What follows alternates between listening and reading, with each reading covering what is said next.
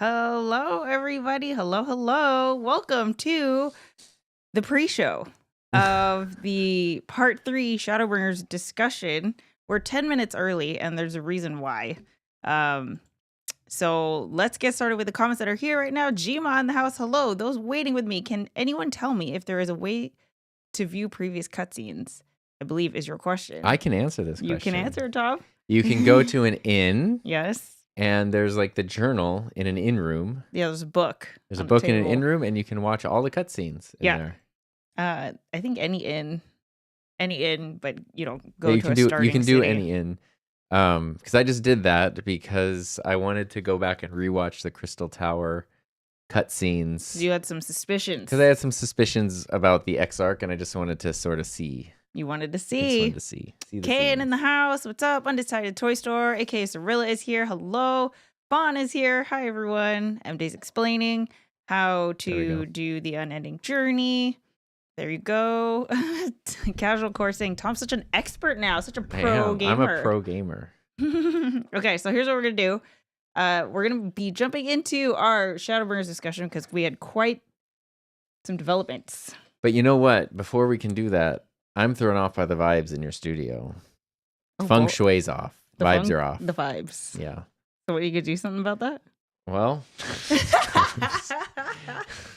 no, we've had these things here that you ordered months ago and you wanted to forever ago. Yeah. So we're gonna do that first because I wanted to do it on stream. So we're gonna we have like 8 minutes until the top of the hour, but we're gonna do this until then.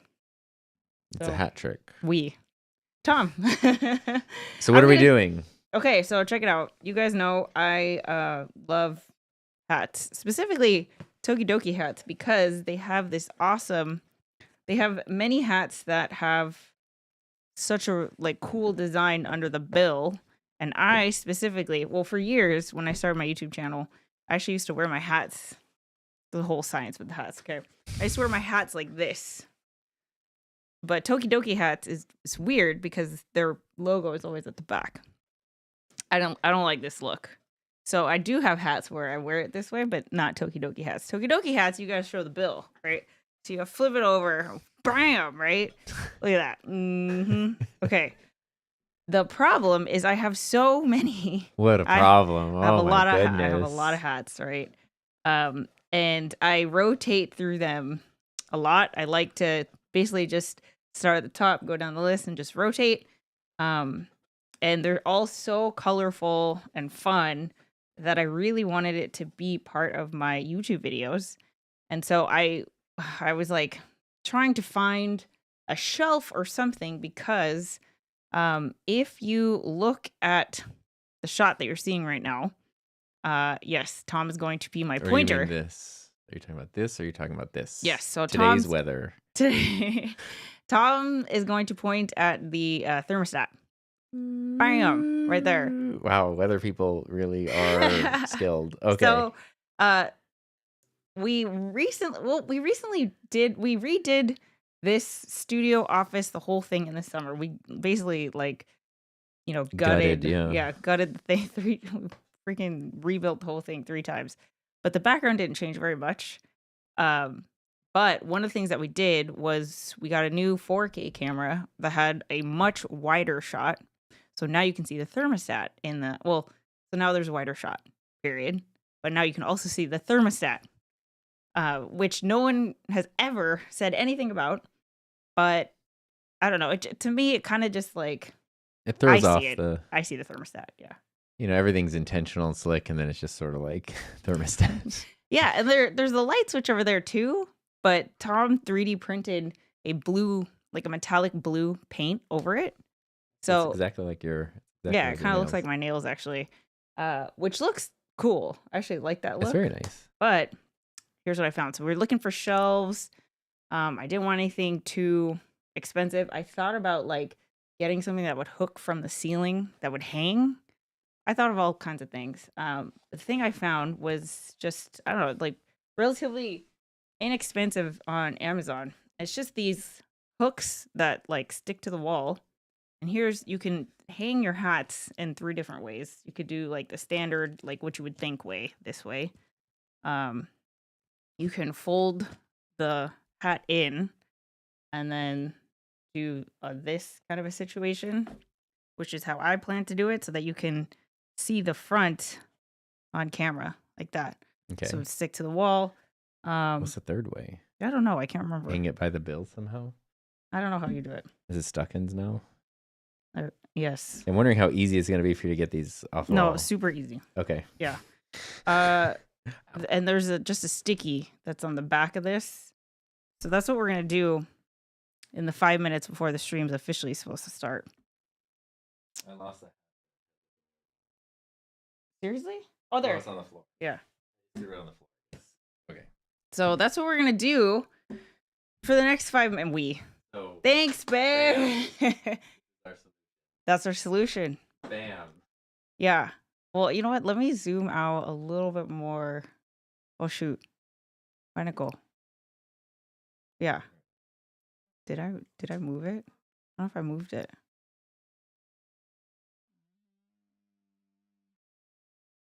I don't know what I'm doing. Am I moving it? Hold on. There we go. Go. Go, go, go, go. All right, Tom's. Oh, yeah. Okay. So, first sticky applied. There. Oh, it looks great. Okay. How's it look? My big head was in the way. Like, You're how does it totally. look? Here, let me see it on here. So the next thing is. Well, here, try a colorful hat. Yeah. Try that one. Oh, that was perfect. Yeah, that wasn't bad at all. Sort of up and Yeah. Ben gets nervous when we do house stuff. We're always doing house stuff, fixing things, moving things, and he's like, "Why you guys keep moving things, you know?" Oh, yeah, it's great. Oh, it looks great. not in. Yeah.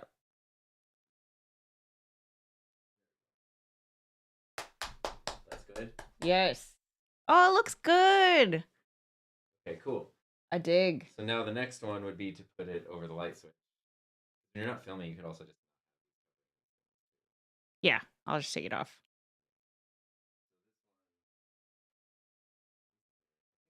It's actually pretty easy. I can just put it on the top of the. This is. There it goes. There goes Tom. All right, let me check it with the comments really quick. Let's see. Casual Core says you can also buy a copy of that book for your housing. Oh, we should totally do that. How awesome. We could put the unending journey in the FC house. Oh, that would be. Yeah. What hats are? Oh, is it all these? Yes. Oh, yeah. So basically, what I have been doing is using a mic stand to, yeah, as a hat rack. And it's just like, they're always falling on. They're always falling, and then Finley gets super scared, and it's a whole thing. Oh, it looks so good. I love it. Okay, see, now I just put one in the middle of that. Yeah, one. I think we're going for 6. Yeah. Wait. Yeah. You're just gonna. Yeah. You're just gonna eyeball? No. I trust The you. hats are all different Whatever, I sizes. trust you. Yeah, sure. I Like- trust my husband. I mean, No, I trust you. because the thing is, I can measure where this is, but where the hat hangs. Sure. So Okay. Fatality in the house. M-Day, paint it green and chroma key it out. That is we have definitely, had so many. dude, you so know, many.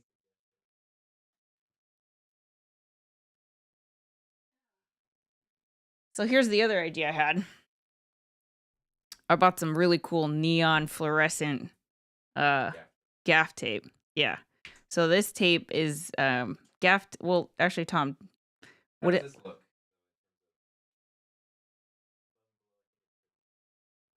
Yeah. What is gaff tape, Tom?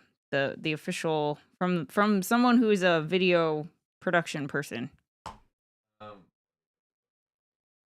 Oh, well, here's my understanding of what gaff tape is. It is on like production sets, like TV sets and stuff, you have to use a lot of tape, especially to tape wires so people don't trip on it.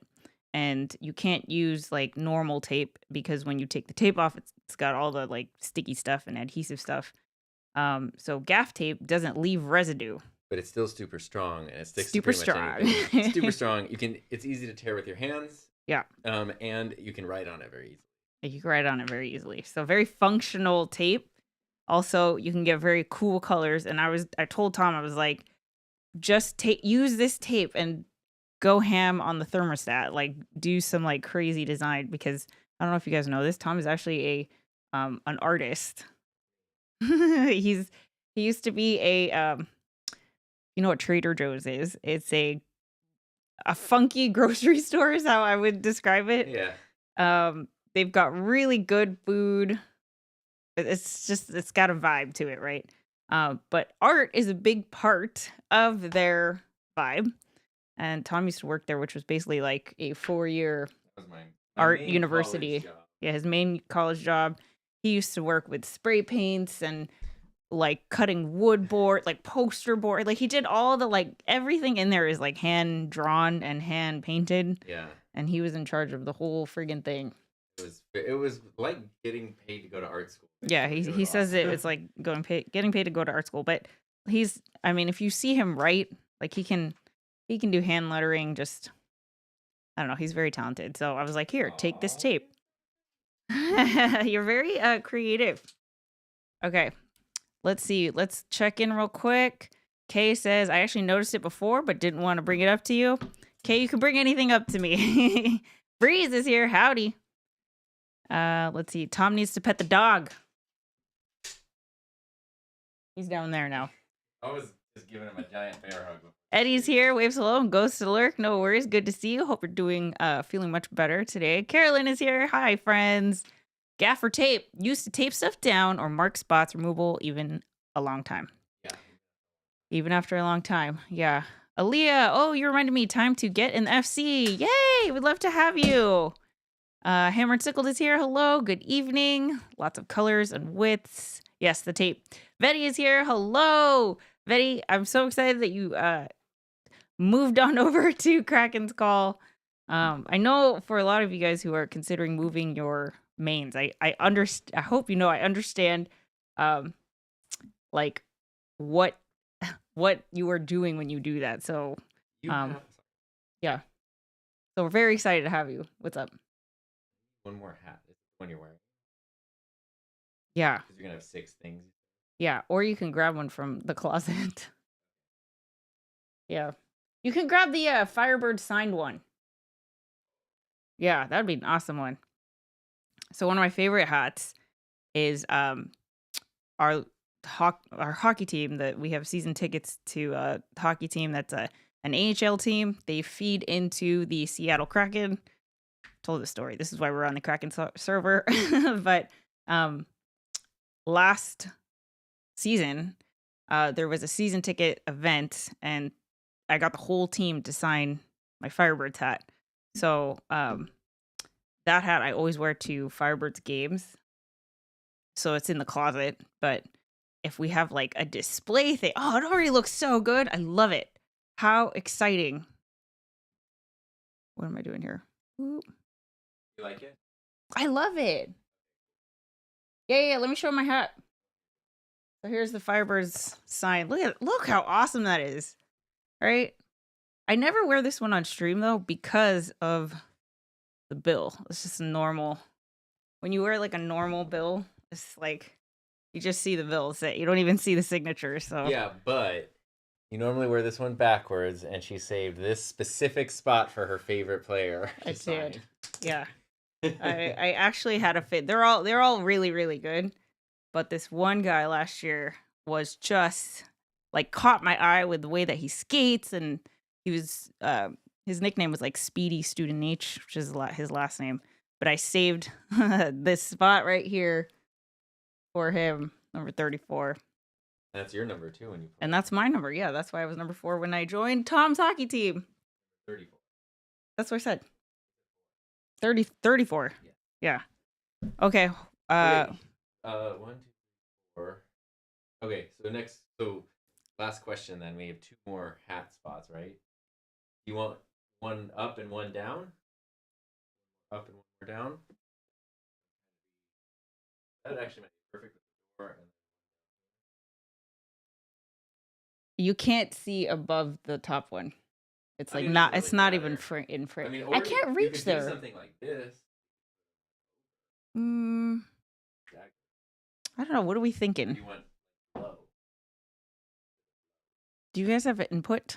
What do you That's guys why you want think? to do this on stream, right? So Yeah, you could yeah, get yeah, input yeah. I from was. people. This is why I specifically wanted to do it on stream because I know. I've been like, try to split the damn hats if you're up. here now, you will have the core memory of contributing to decorating the free company studio. Tom said. So the options are: do we add? There's 4 hats right now. I want to put a total of 6. So do you put 2 at the bottom. I feel like bottom's the way to go. one in? Here, do you want to take this one? Yeah. I mean, yeah. So you want this, I can't reach that. or you just have 5. Wait, let me see. Do the 2? No, at the bottom. The bottom is not an option because I can't reach that. That looks awesome.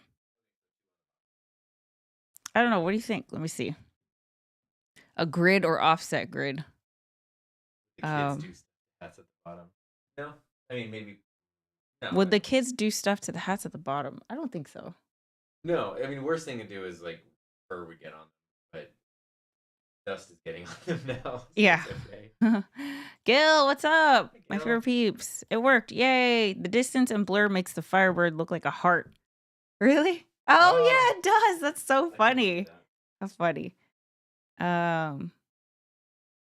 Betty is happy she made the move. Oh, I'm so excited. So 2 at the bottom then. I feel like 2 at the bottom is the way to go. Yeah. So Mordak is here. Hi, Izal. Didn't realize you started early. This is the pre-show. So we're cutting into discussion time. But you know what? Oh my God. I think I'm going to have to change. I'm getting so hot. I don't know if it's hat on. Well, I turned off the heater. I don't know if it's. But I think I need it. You're going to have to entertain for. Well, I'm just putting up hats. So. Okay, guys, I have to go change this. I'm starting to get hot, and we haven't even started. And I have a hot cup of coffee. Check out my new Hockey Hall of Fame mug. Woot. I'll be right back. All right, here I go. You have 6 hats? 1, 2, 3. Okay, I have to go get another hat then. Okay, I'll be right back. Okay.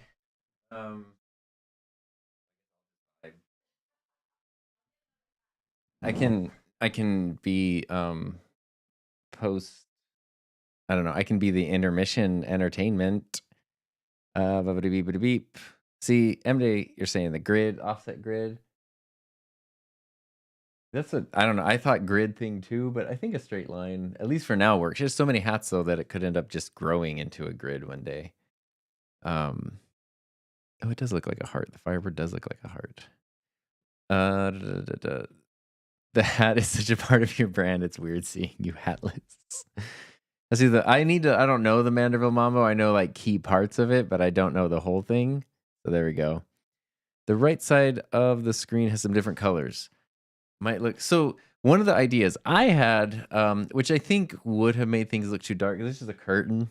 Yeah, it's just a curtain, but it looks really nice. Is I was like, oh, if you want to cover this stuff up, there's no window here, but we could just like hang one like another one of these curtain panels, and it would like frame it. But then it's a little too. The problem is when stuff is very symmetrical.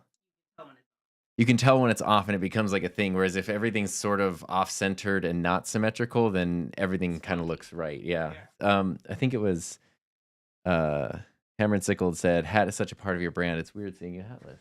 I know. Hi, Ben. Here, Ben. There you go, bud. Boy. All right, so this is actually like pre-Heather display. This was my brand right here. This specific hat with this specific angle, with this specific, like, there's a whole, like, way that I put it on. Actually, there was a point a few years ago where I was gonna come out with my own design of hats, and I was supposed to put like how the Heather way to wear the hat. I don't know, it didn't end up happening, but maybe in the future. This hat actually means so much to me because I got this at VidCon. This is actually the second year I went to VidCon. I got this hat.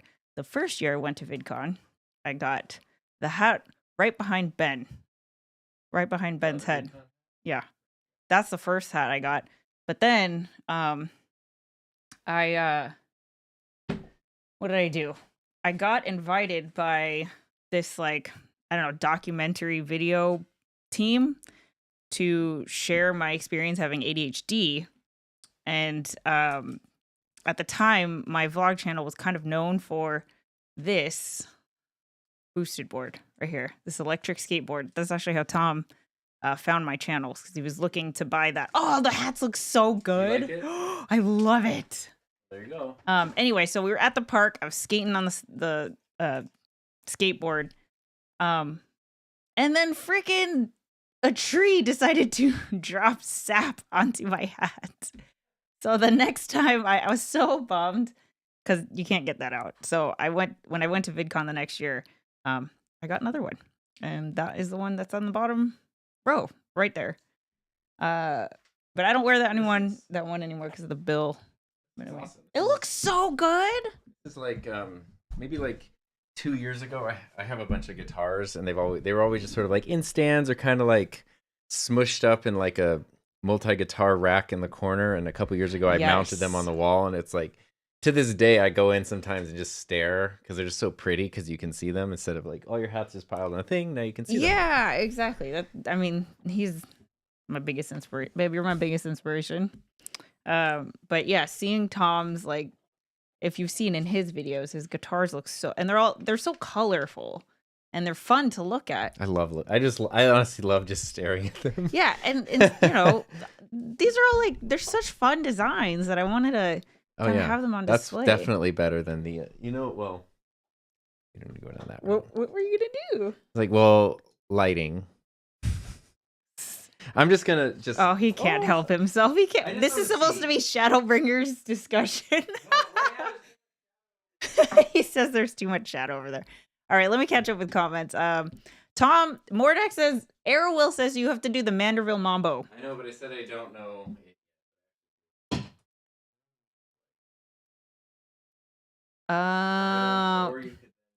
Man, I don't want to add another thing, dude. I see Tom would. Okay, this is Tom. He sets up, so for his YouTube videos, he sets up a setup every single time. I push power. That's all I do. Tom likes to tinker. You know, he's a tinker boy. Oh, see, now he's adding some. That actually looks awesome. It looks so good. Yeah. It looks so good. I don't want to have another light though. It looks like they're going crooked though in there. That looks good. No, it must be a camera thing. Why? I wanted to see if I can move this. It won't move though. I don't know what I'm moving. Okay, anyway. I assume she will not stop at 6. Well, I keep refreshing the Tokidoki page because as far as I know, they're the only company I know that does designs on the bottom of the bill. I would love to just... You know who did one recently was the Firebirds, but it was like an auction thing for their Pride Night. Oh, yeah. Had a really cool design on the bottom of the bill. That's awesome. Yeah. It's so rare though. They always focus on this, which like you don't even see the way I wear it. So anyway, there we go. Entertainers Tom. Let's see. The right side of the screen has some different colors. Oh, do you? We were talking about because that's what we talked about, the symmetry thing. Because I was like, oh, that's easy. Because then you just hang a curtain over it, which it's fun to discuss. Because if anyone here happens to set up a streaming space, you run into like, oh, how do I cover up my window? How do I cover up my whatever? So it's like, oh, you just hang a curtain over it, and then you can just reach behind the curtain and flip the switches and stuff. But on screen, it looks nice. It would look too. That looks so cool. I love it. It's definitely better. Yeah, it's definitely way better. Yeah. Let's see. Do you have a collection of anything? Me? You? I think us. Probably. I think. Hats? I was gonna say hats. I have guitars and basses. Cameras. I I think do have actually have a camcorder collection that's pretty sweet. Oh, he has like a like retro, like old school camera like the collection. big ones. Yeah. It became a thing. Yeah, I know. Everything takes up space. Oh, when I was a kid, I had an Ash Ketchum hat that I wore so much it was literally threadbare. We had to throw it. Oh, that's so cute. Add a fake window, Gobi light thingy to the center wall. So one thing that I actually bought and then I returned because I couldn't decide like what to do. No, there's like rope lights that you can kind of bend to whatever shape, and I was gonna put it right like starting from like here, this way, like this way, because there's kind of just a big spot right there. Um, then you'd have to commit to something, and I was like, I don't know. These I can like switch them out and stuff. That one is like once. Yeah, I switch the gonna be, like, colors of my attached guitars to all this- the time. Yeah. And there's even sometimes I do a sponsored thing with a company, with Buzzsprout, who's a podcasting company, and their main color is green, and I have several like green and turquoise-ish guitars. So whenever I do that, I always like in that corner I put like all the green guitars over there, and I change the lights to Wow. green. Do they know you do that? Yes. Oh. They very much appreciate it. Wow, that's so cool. But it's cool to be able to switch it up like that. You got to get the Kugane Farm Escape IRL for the wall, like Tom. Yes. That would be awesome. I mean, really, like a projector would be cool. Not even to be noticeable, but yeah, you just like I don't like a vibe, right? like a vibe projector, yeah. Because even the dark color of your wall would soak up the projector colors, but that would be kind of perfect because you don't want it to stand out. Anyway, welcome to studio. You look like you have ideas. Studio talk. Kraken's Call hats win. Yeah, That would be so awesome. We got to do the bottom of the bill though, guys. This. Yeah. And it sucks because it's like obviously that makes it way more expensive, and I don't even know how to. I definitely could do the hat that's just this. Oh well, let me show you my hat. I don't wear a lot of hats. I wear one hat. You have a hat, and I'm gonna go get it, but I don't wear it forward.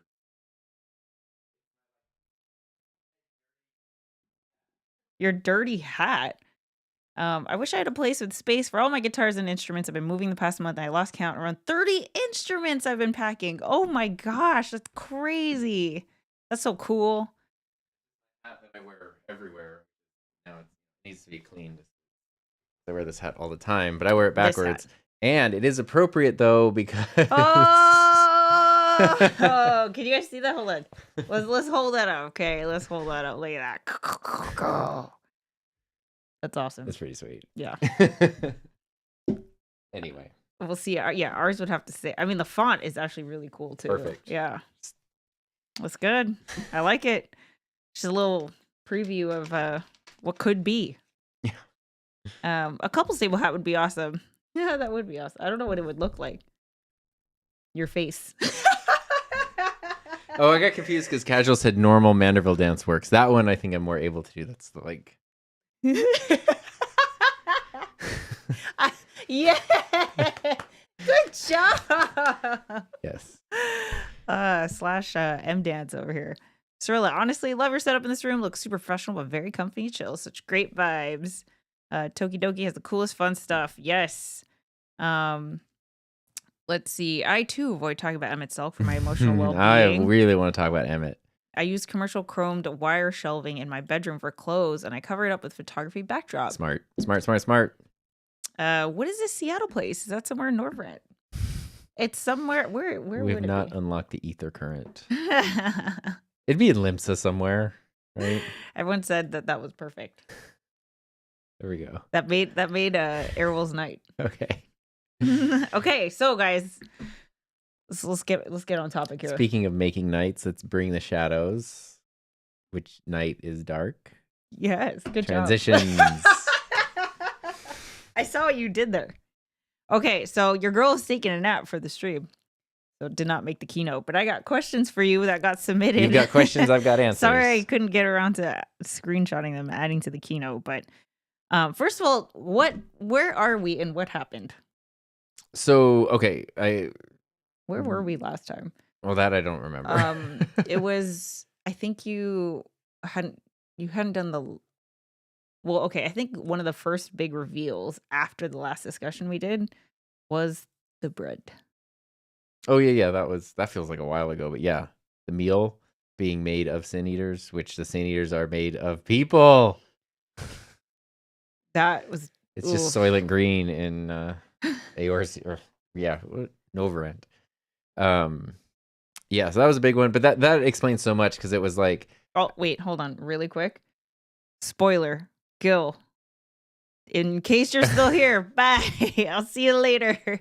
Not that we don't want to hang out, but yeah, spoiler. We're only going to talk about till up to where Tom is, which shoot, what is the quest? I am underwater There you go. helping a tribe. In Shadowbringers. Yeah, and Yeah. that's as far as I am. We're looking for Emmett. We have not found him, and there's a tribe that might be able to help. They don't trust us, so we have to do chores. Okay, go ahead. Sorry to cut you off. I don't remember what I The was bread. saying.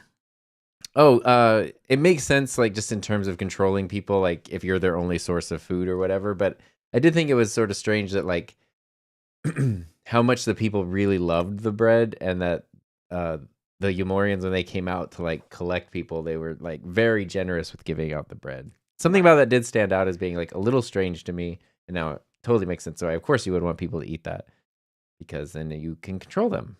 Yeah. And it is funny though, speaking of spoilers, because you made a video on Lord Vothri 2 years ago. Yes, which we should watch. Well, I did watch it 2 years ago when you made it. Yeah. But way before I was playing the game. But I remember nothing and know nothing, and it made no. I think I was watching for like, is the video quality good? Like, does it make sense or whatever? But I had no idea what we were talking about. So I know I've been exposed to extreme spoilers before, but I didn't remember anything. Yeah. Not Well, a good. I single hope frame. that's the. Yeah. Yeah, I turned on the PlayStation this morning, walked away, and the friggin' Endwalker trailer started playing, and Tom was like, I don't know how to stop it on the PlayStation. Yeah, for some reason. I started trying to stop, and it's like maximize screen. No. There's a lot of. I feel like there's spoilers in the Endwalker. Well, also it's like, well, obviously, if a character's on there, they survive. There was a line, I think it was Emmett who said it recently, where he was like, "Do you have what it takes to walk all the way to the end of this story or something?" I know, and I was you like, looked at do I? Until the trail leads to the dawn, perhaps?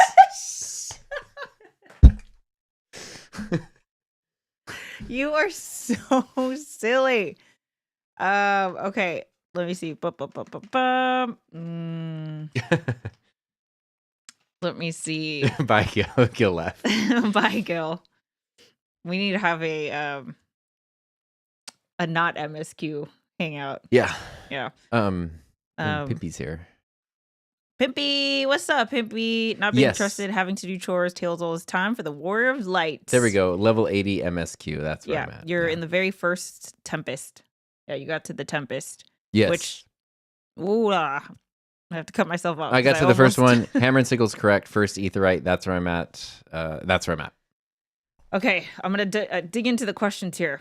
So we got questions submitted from our awesome Discord server. Sweet. Link in the description. Let's talk about it. We're going to start there, and then, you can fill in the gaps.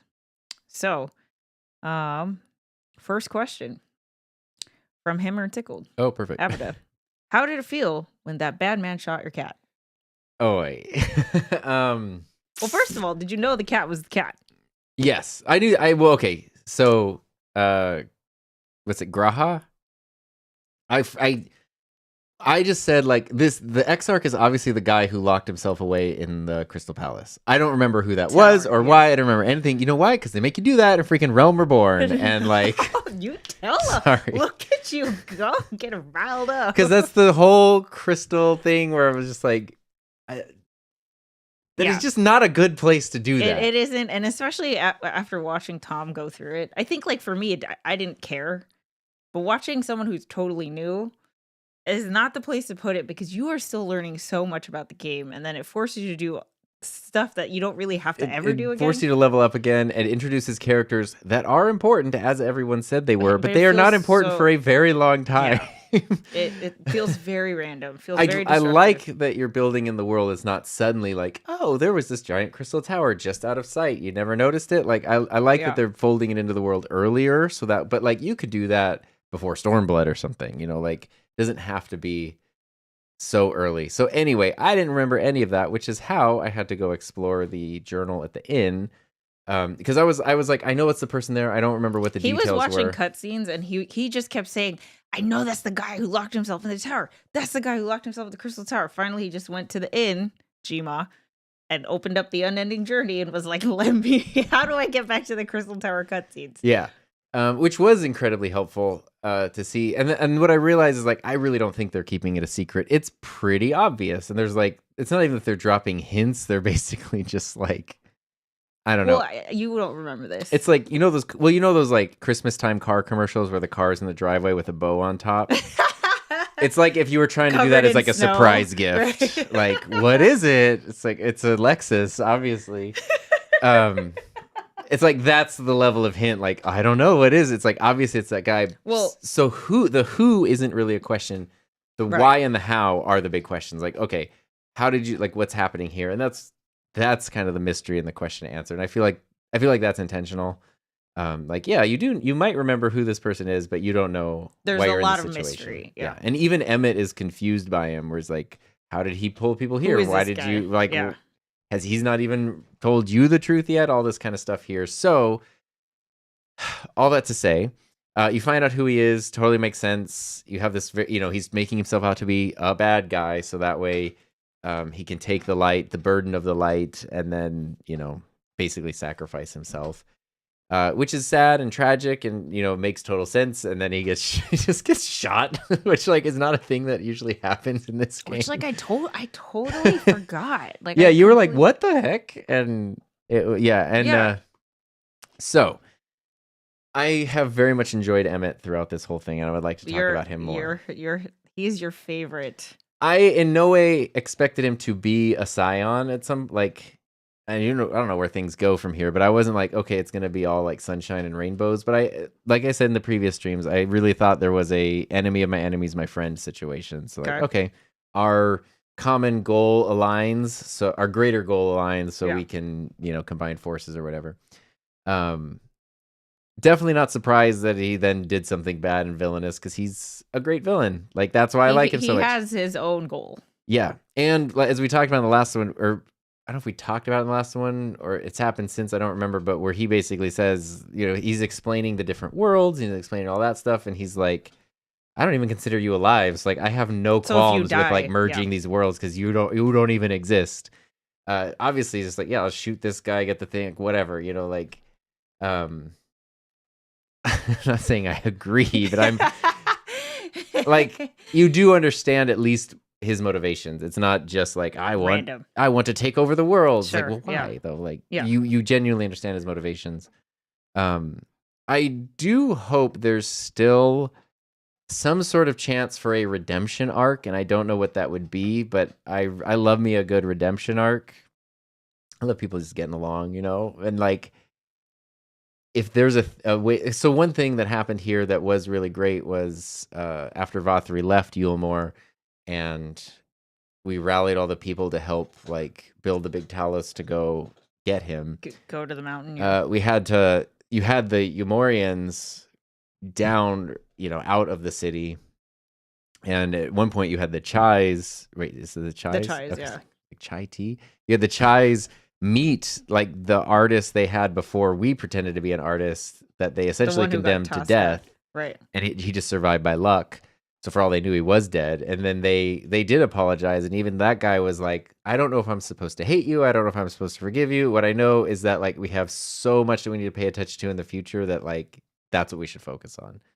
And I love that. Like I felt like their apology was their remorse was genuine, their apology was genuine, the willingness to work together and see things different was genuine, and that was just super cool. And so something even magnified greater with a character like Emmett would be really cool. So I'm holding out at some point. I don't know, it'd be awesome if something like that happened. Look at you.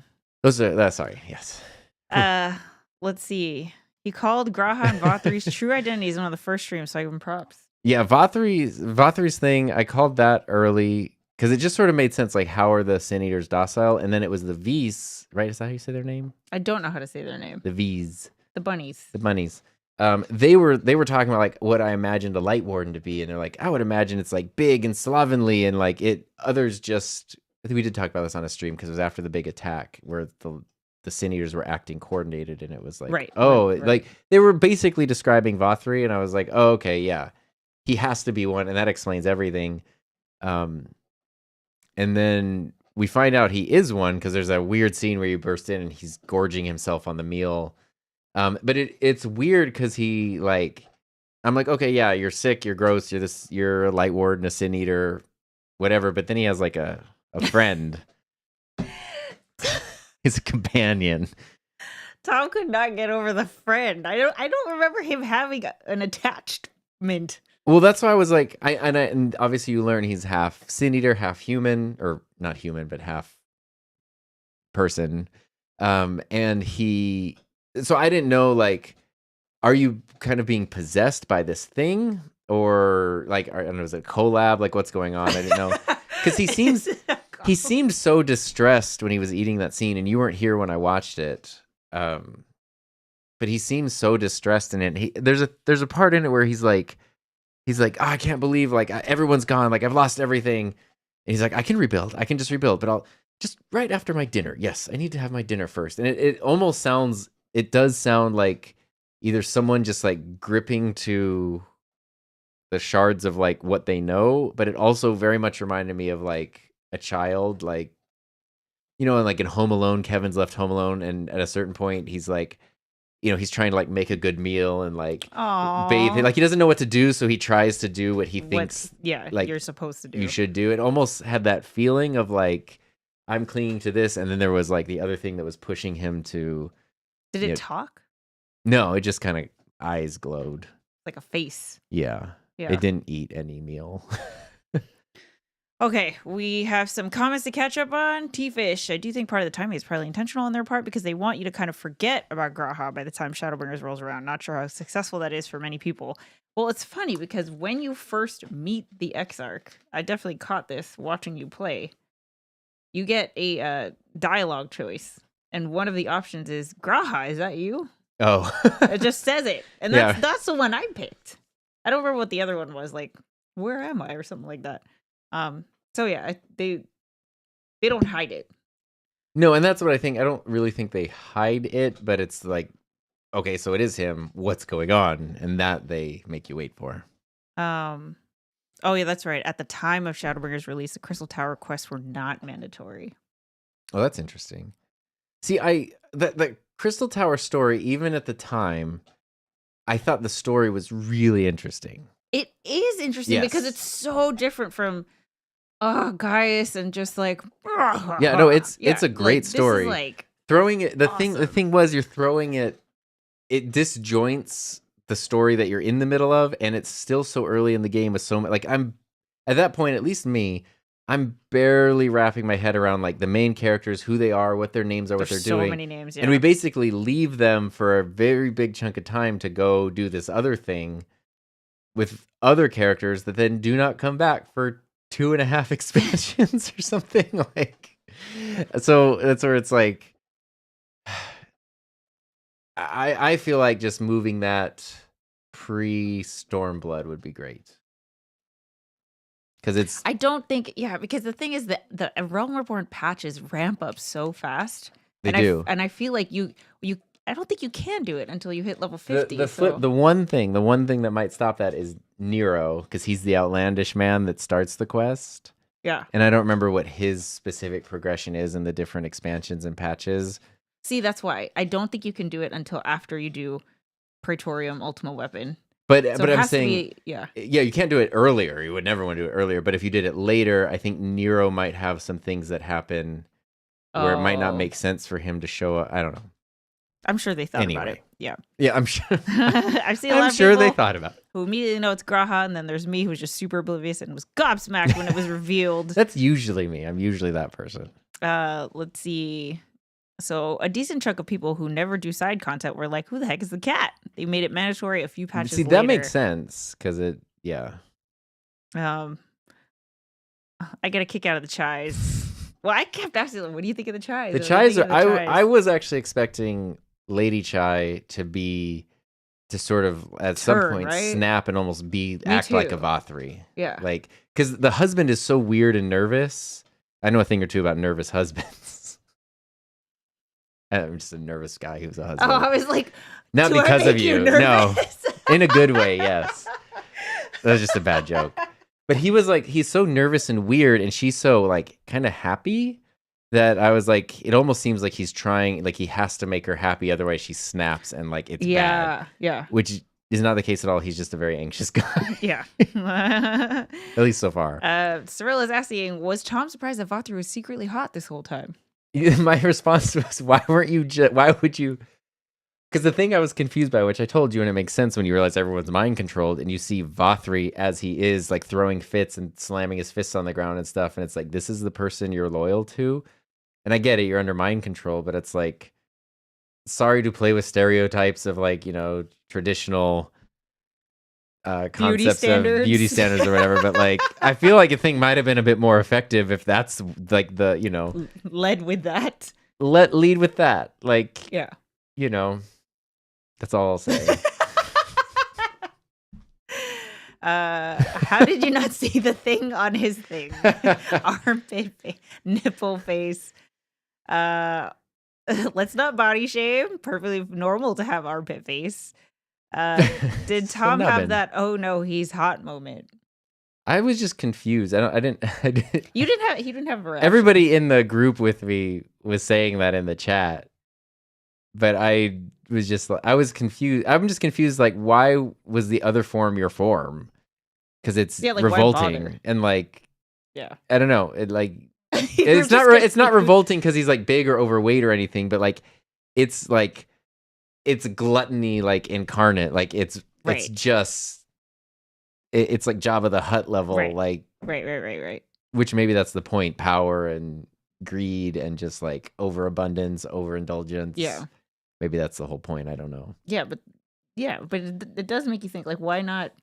I'm just saying, when you go look, I was raised Catholic because he came down the stairs and just like turned into it. It wasn't like he did anything. He didn't have to like put a key in a lock or anything. It just happened. So I was raised Catholic. When you go into Catholic church, 8 out of 10 times the Jesus on the crucifix has abs. And like, it would be different if it looked like Vothri on the crucifix. Like, oh my god, this is where you're going. I'm just saying, if you're trying to get people to like worship you and you have these two options. Oh my god. I don't know. I'm sorry. It was confusing, that's all. So he didn't have the reaction that people I think usually I went in a have. different direction.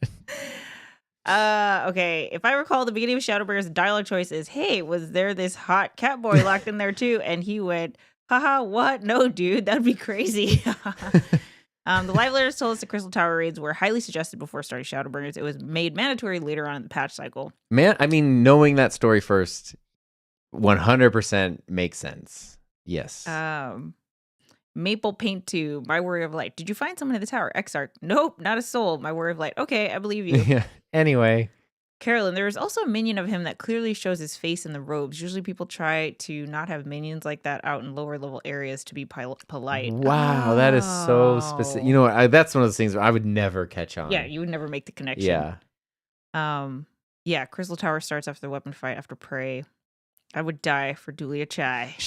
I liked her from the beginning because she seemed warm and welcoming, although oblivious, obviously. Like, and even when they cast out the I forget his name, but the artist before, like Alphino pretended to be an artist, I don't even think they really knew what's happening. I think what they know is like, you have these people are here to serve you. If they don't meet your needs, switch them out.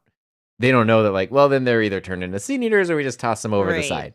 I don't really think they know what they're responsible for. Like, and then Alphino has an amazing speech about all of that responsibility. At the end. Good. So good. But all that being said, in the reality in which she lived, I actually liked her a lot, and that's why I was like, oh, she's it's those scenes in TV shows where everyone's laughing and happy, and then something bad happens. I was like, almost seems too nice. Yeah, like what's? And then Alphino painted the too accurate, or drew the too accurate portrait of her, where the husband was like, "My God, you cannot show her this," like whatever.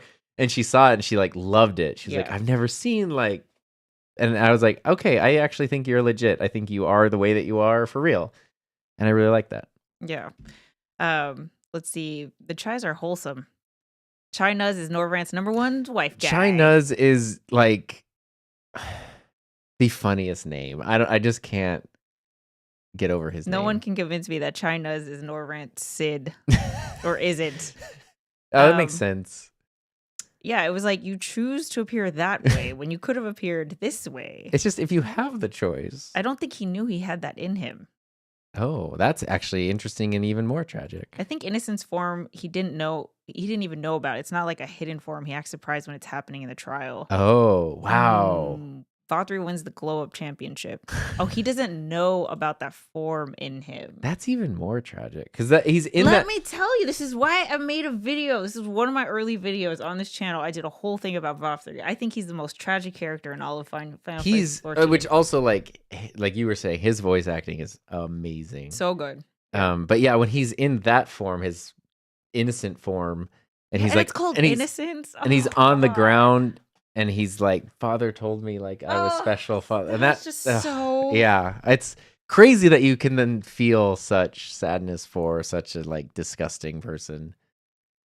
But because it's like even the way he talks in that scene, he is such a child. Like everything that he's. That's what I'm saying. That thing where he was gorging himself, I was like, this seems like a weird coping mechanism that like doesn't. Oof! Oh man.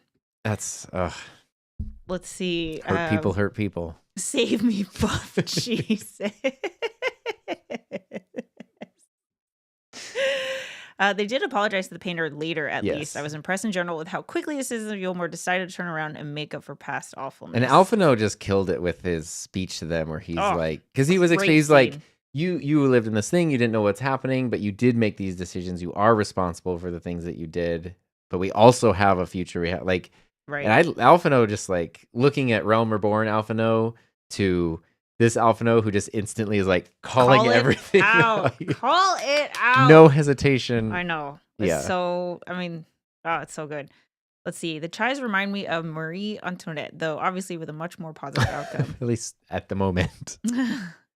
That's why he says, "I see now." Oh. It's a very good analog for benefiting from an unjust economic system. Like our lifestyles are propped up by the tragedy in the third world. We all know this, but are we directly culpable? Ooh, now I feel bad. I don't know. Like, I don't know if they knew. Had they ever stepped outside Yulmore is my question. No, I mean they were literally under mind control, and that's why I kept saying like Truman Show. Like they There's that line in the Truman Show that I always think of where it's the director who's like, why doesn't he, like, he's being interviewed and he's sort of being asked about things that if any of us were in these situations, we would find very inconsistent and it would kind of like make the whole thing fall apart. And the director or the creator of the show says, we accept the reality of the world with which we're presented. And that has stuck with me since I saw that movie in 1998 in the theater. Because it's scary. How do you remember what year the Truman Show came out, Tom? Can we ask the real question? Do you know who has clearly the better memory between the two of us? This is very important information. Okay, sorry. I interrupted you. But that is a really true thing that, like, for everybody, right? Like, you don't... Well, because if you don't know any other alternative, like, if you don't have something you can play... Okay, so, like, Norvrant is light.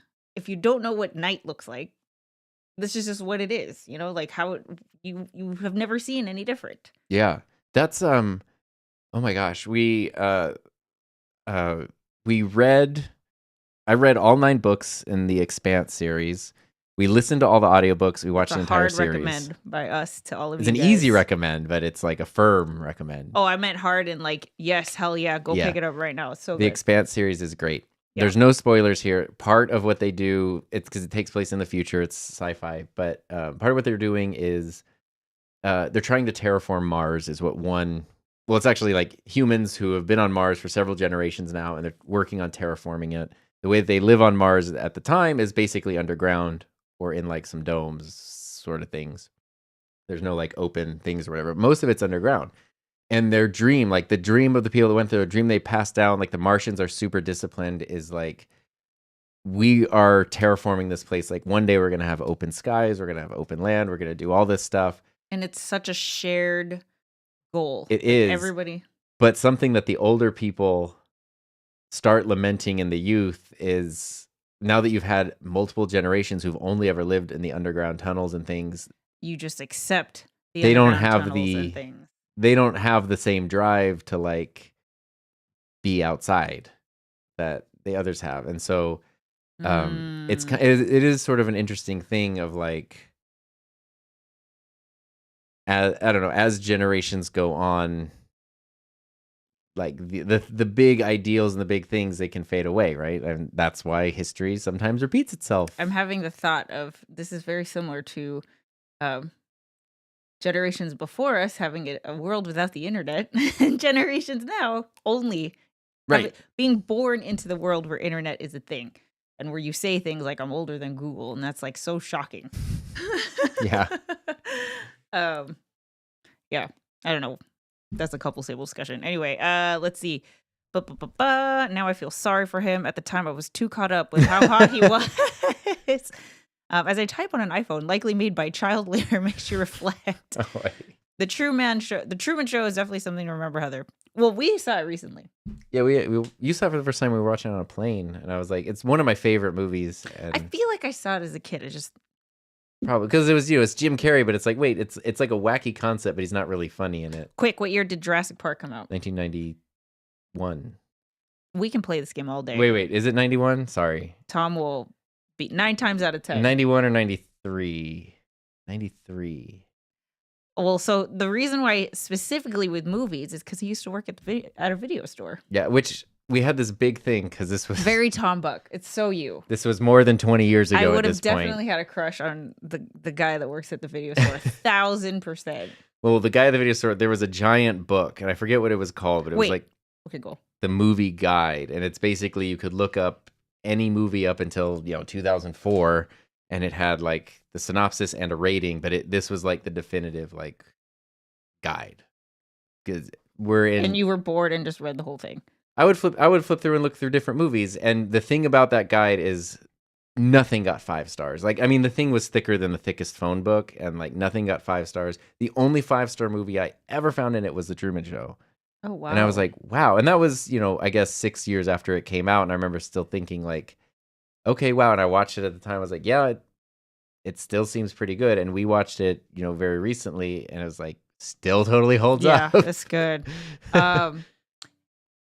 Question. Yeah. Did you guys have video games? What do you mean? At the video store. Oh yeah. You did have a video game section. Yeah. You have never mentioned that. I had no. Did you know that I used to go every weekend to rent video games? Well, you should have come to my video store, even though it was several hours away from where you lived. We had the Xbox. We had Xbox sections because I worked there through 2004, so it was mainly PS2, the original Xbox. I stopped going to video stores by then. I don't know if we had PS3. Xbox. No, I mean the things I remember renting were GameCube.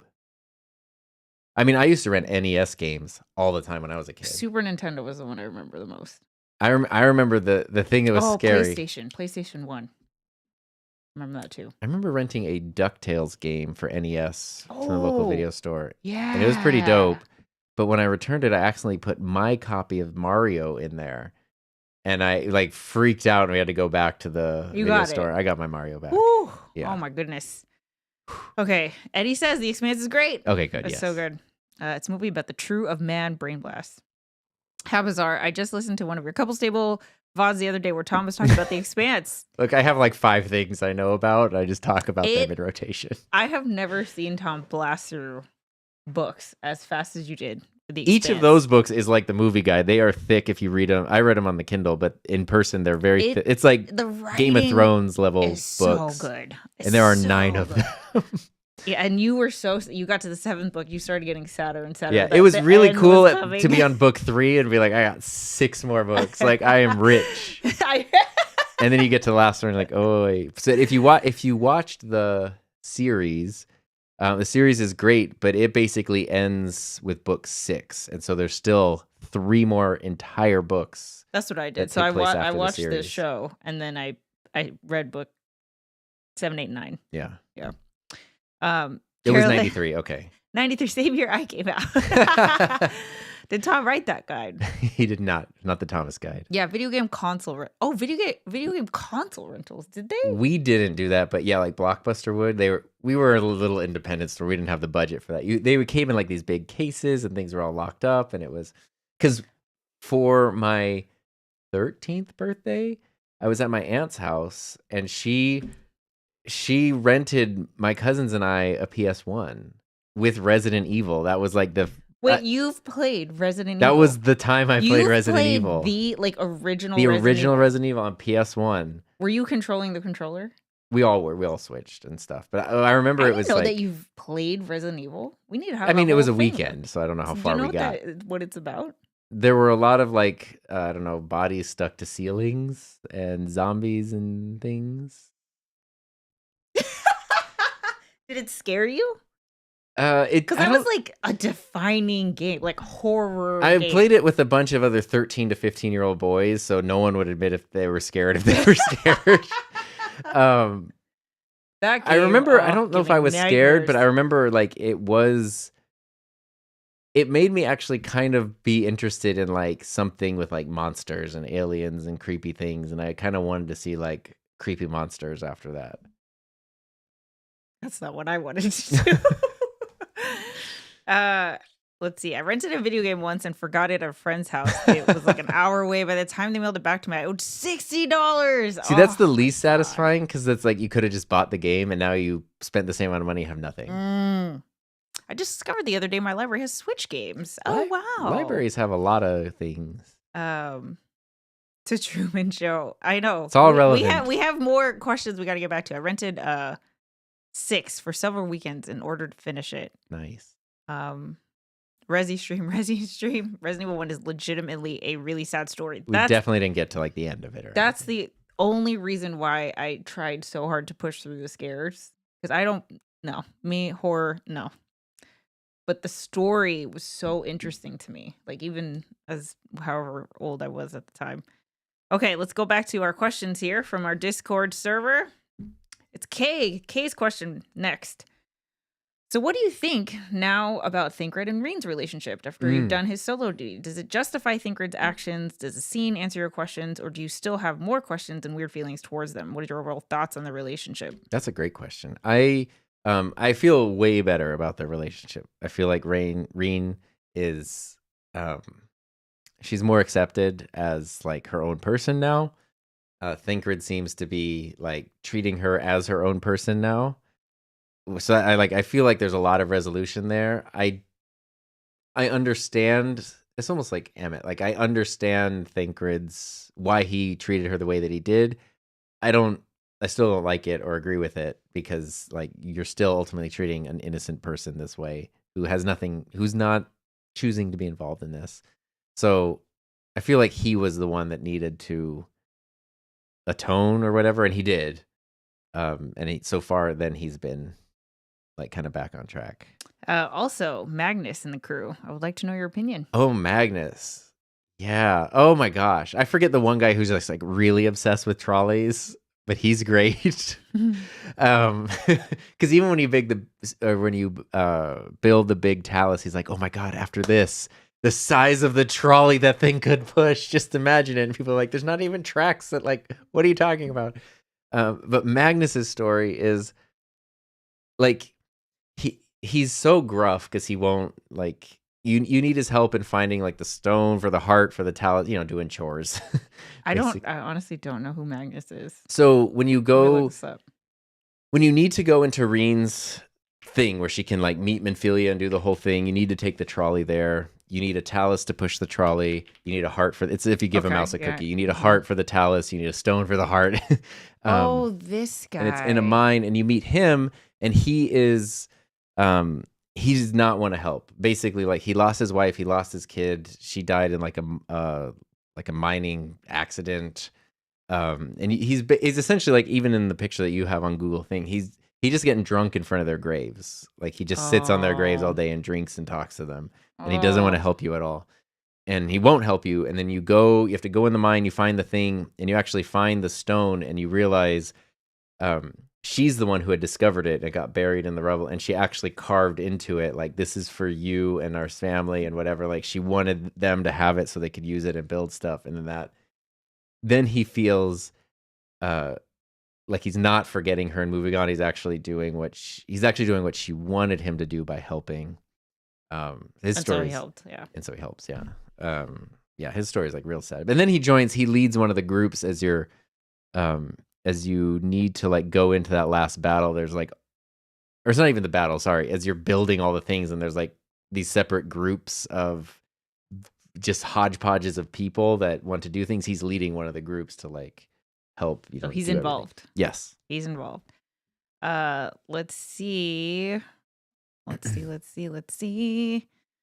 Miss those days when new games cost $20 max, not this new $70 price tag. Yeah. Public libraries are goated. They have movies, console games, and a ton of other stuff. Go support your library. Agreed. Which, by the way, sorry, speaking of Magnus, I forget which team it was, but last season there was a goalie. I think he was with the San Jose Sharks.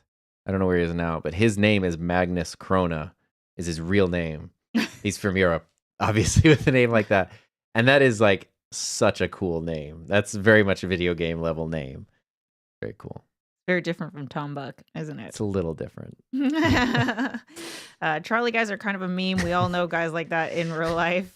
They're great. I saw a review the other day where it's like, you understand why Thinkred acts the way he does, even if you don't like it or agree with it, then goes through an arc where he learns to do better. Yes, you understand it, and like it sucks. He's making a mistake. And then he. Okay, changes. So Randall, T-Fish, has a follow-up. How did it feel when that specific bad man shot your cat? Like, really, dude, you're an all-powerful ancient sorcerer man, and you just showed up and shot him at the most dramatic moment possible. I thought we talked about that. But I think it's like shot is the follow-up. Well, I mean, that's what I said, where I said, Emmett, like, I expected him to do something. I expected him to probably not be good. Right. And that was the way that we saw he was not good, or at least not good and then he stole our cat, which at least, so now it's like what's happening, because Graha's, as far as we know, still alive. It seems like he's the only one capable of, it's set up the thing where it seems like he's the only one capable of taking on like the light, which part of me was like, why don't we just split it and be light brothers? Like if I can handle some of it and you can handle, like, we just split it. You don't have to die. I don't have to die. Like, we each take 2.5 light wardens, and we're good. You obviously can handle, yeah, because I was fine with 4. It was just the 5th one that pushed it over the edge. So, like, I feel like that's the solution where everybody wins. All right, so this question is from Tin. Uh-oh. Lack of Hildy aside, what was your least favorite part of the story thus far? As in a part that made you feel, wow, that felt almost unnecessary. Oh, I absolutely actually did have this part. Wow. Oh my gosh. I remember what it was, but I don't remember what it was. There was literally like a whole quest line where I was like, we probably didn't need to do this. I think I remember you hear, like, I feel like I can hear you telling me like, oh my God, kind of like exasperated. Like, yeah, there was one thing where I was just like, it was confusing because it's like, what it was it the I don't remember. It involved thing. No, not the gnomes, the dwarves. No, I don't think it was the dwarves, because I actually like them because it introduced like Lalafels to. No, yeah, I actually like theirs. Introduced like Lalafels to the first, which is that what they're supposed to be? Yeah, well, because even at the end they go like lolly ho, and then we go lol. Like one of the responses is lolly. Like we're very confused. Then we learn the greeting. It wasn't that. It was something that just was like, I don't remember what it was, but it was, I feel like it was a lot of traveling, a lot of like back and forth. Tedious. For like literally kind of nothing. And I was just like, but I don't remember what it was. But it really stood out as like, why am I doing this? Yeah, I feel like I remember feeling that where it was like the story's like so good, and then there's this just huge random interruption. It's like how there's the guys with the trolley, that they can't do anything but trolley. It's like there's one person on the 14 staff that like, okay, we have to let you write your quest thing, and they're like, fetch quests. Okay. Okay, you have to go get one thing from this person on a totally different map that you're not able to fly in yet. And then you have to go to the other side of a different map, and everyone's just like, Sure. we have to put in one because like he's under contract or something. Like it's just every time he's like, hear me out. Shadowbringers is great. What about a fetch quest? We gotta put the fetch quest. Jiro says, I made you some meal. Will you eat it? Ooh. The sad thing is it looks like good bread you would get at a restaurant, like an Italian restaurant before the meal. Like a dinner roll. Like a dinner roll, yeah. Fresh, it looks kind of good. From the oven. I'm not gonna lie. I think everyone here knows that there's an official Final Fantasy 14 cookbook that is the most requested recipe and is not in the cookbook. Yeah, what would you make it out of? Like, well, it would just be bread, the but it wouldn't be. author like addressed it in a Reddit forum and said something like it goes against like the whole story of. I can't remember what she said, but that makes sense. So yeah, we're not putting it in. Okay, this from Avida. First, Minfilia and Reen, how did you react to the whole story arc in Amarang? You've mentioned missing Minfilia, the original, before, and she's been essentially absent from the story all the way back in ARR. Did you feel this was a good conclusion to her story arc? Are you happy with Reen's decisions, and how do you feel it was handled? I was happy with it actually, because now I don't feel like Reen is a Bobo Minfilia. Right. I feel like she's her own character. Her own character, yeah. And she's doing almost what Alphino has done, where it's like you're discovering your own. Alphino and Alice, you're discovering your own voice, your own power. She's been more assertive. She's doing, and it's like, oh, that is like super cool. And the thing I miss about Minfilia is like, which is like it's like it's almost silly to even miss it because it's been not in most of the game. Which I miss her being like in charge of the Scions, where she's like at the admin desk, like putting things together and figuring this out and trying to organize this. Like I liked having that, like the leader, that really competent leader who could put all the parts together. And I liked her in that role a lot. And yeah, you miss her. So when she's just floating around in like the Oracle of Light or whatever, I'm just kind of like, yeah, you can go do your thing. It was a sad story, but the way it was told, the type of stone moved around in the Stone of Mind or something, I had trouble understanding what was being described. Yeah, I don't remember all the details. I just know wife dead, stone found. Turns out stone was stone wife had found. I like the contrast in this expansion where this time it's the Exarch who's helping you, who hides his face under a hood, while it's an Ascian who walks around with his face. Oh, that's really interesting. That's kind of interesting, yeah. Yeah, and even the Ascian's like, so he hasn't shown you his face? Yeah. Casual Core says, Heather, gotta do your Shadowbringers healer quests. I have to do all of them. Yeah, I haven't even finished the warrior one. So do I. I just don't have anything else that's currently leveled where you could do it. Yeah, 70. Cirilla, wait, did we already talk about Thancred's battle with Ranjit? God. Forget if we touched upon that in the last discussion. If not, what are your thoughts on that moment? Do you think Thancred was gonna die? That was where we had left, I think. You did think Thancred. Yeah, I thought, or maybe I don't remember if I honestly can't remember if I'm talking to you by yourself or on the stream. It's the same conversation. I did think Thancred was gonna die. Like it really makes it seem like he's gonna die, and then you come back to him, he's just like sitting on the steps, like, ugh. I'm like, all right, I guess he's okay, which is good. I'm glad he's okay. But that really did seem like the ultimate atonement for like being such a jerk was now you sacrifice yourself to defeat this guy. But was the actual defeat of Ranjit, was it? I believe so. Yeah, he came back like 15 times, so I don't remember like which one was the final one. Actually made me sad. I felt bad for him because it's like I think his whole story was, he had this mission to train the Minfilias, and he would just see them die over and over. Yeah, but he was like such a jerk. No, I know. There was something. But yeah, I felt like he did have he had what I wish Thancred had for Miniphilia. Yeah, that's You true. know, like he had the fatherly, like I know she's just like number 13 or whatever, I but I could do care about them. be totally misremembering this, but right at the end of his thing, as he's dying, he says something like, "There's my son," or "There's my boy," or something. And I could be totally misremembering it, and I was like, "What?" I might have misread, misheard, missed something, but then it's like, and if he did have his own kid that was no longer around, and then he was like basically foster parent to all these other like Minphilias, that is a tragic thing. But he was just like, oh my god, he was just such a jerk. What I was confused about was like, is he or Vothri? You're gonna have to defeat both of them. Which one is the bigger boss?